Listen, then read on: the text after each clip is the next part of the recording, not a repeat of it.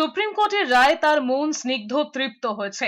মঙ্গলবার সুপ্রিম কোর্টে চাকরি বাতিলের স্থগিতাদেশ নিয়ে আরামবাগের সভায় এমনই মন্তব্য করেছেন মমতা বন্দ্যোপাধ্যায়। বিজেপিকে চাকরি খেকো বাঘ বলে আক্রমণ করে মমতা বন্দ্যোপাধ্যায় বলেছেন 26,000 ছেলেমেয়ের চাকরি খেয়ে আবার বলছে বেতন ফেরত দিতে। তিনি আরো বলেছেন প্রথম থেকেই চাকরিহারাদের পাশে ছিলেন।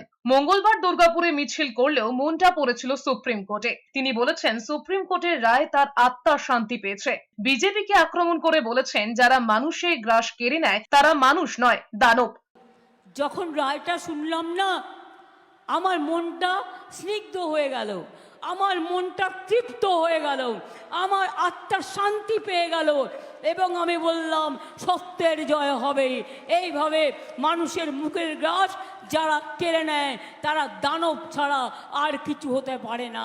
এরা মানব নয়, এরা দানব।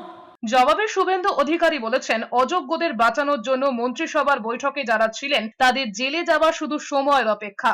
বিরোধী দলনেতা আরো বলেছেন মঙ্গলবার এসএসসি তো স্বীকার করে নিয়েছে 8,000 চাকরি বেআইনি ভাবে হয়েছে।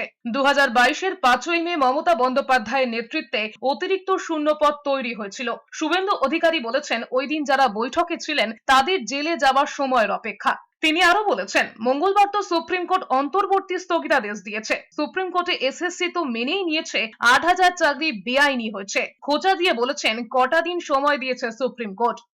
মানুষ খেকো বাঘের নাম শুনেছেন, চাকরি খেকো বাঘের নাম শুনেছেন?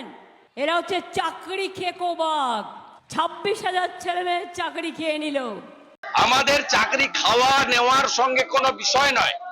আমাদের কাজ হচ্ছে 2022-এর 5ই মে মন্ত্রিসভার মিটিং করে চোরেদের চাকরি রেগুলারাইজ করার জন্য চোর মমতার নেতৃত্বে মন্ত্রিসভা অতিরিক্ত শূন্যপদ তৈরি করেছিল। আমরা চাই 22 সালের 5ই মে ক্যাবিনেটে যারা ছিল তারা জেলে যাক, তাদেরকে আমরা জেলে দেখতে চাই।